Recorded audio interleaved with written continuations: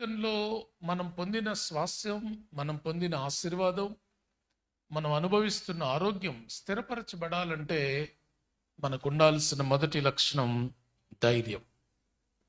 ధైర్యము వహించడం, ధైర్యము కలిగి ఉండటం అది దైవ సంకల్పం.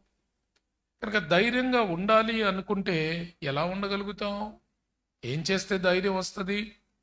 కొంతమందికి బాగా డబ్బు ఉంటే ధైర్యం, కొంతమందికి 4 రాళ్ళు వెనకేస్తే ధైర్యం, కొంతమందికి ఆరోగ్యం ఉంటే ధైర్యం, కొంతమందికి మంచి బట్టలు ఉంటే ధైర్యం, కొంతమందికి మంచి ఉద్యోగం ఉంటే ధైర్యం, కొంతమందికి మంచి వ్యాపారం ఉంటే ధైర్యం. ఇవి ఈ లోక సంబంధమైన వ్యవహారాలు.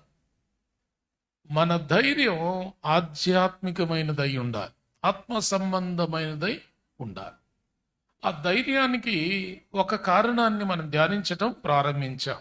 అదే సామెతల గ్రంథం 14వ అధ్యాయం 26వ వచనంలో, యెహోవా యందు భయభక్తులు కలిగి ఉండుట బహుధైర్యము పుట్టించు. అంటే ధైర్యానికి మూలం ఏంటంటే భక్తి. భయభక్తులు కలిగి ఉంటే బహుధైర్యం కలిగి ఉంటాం.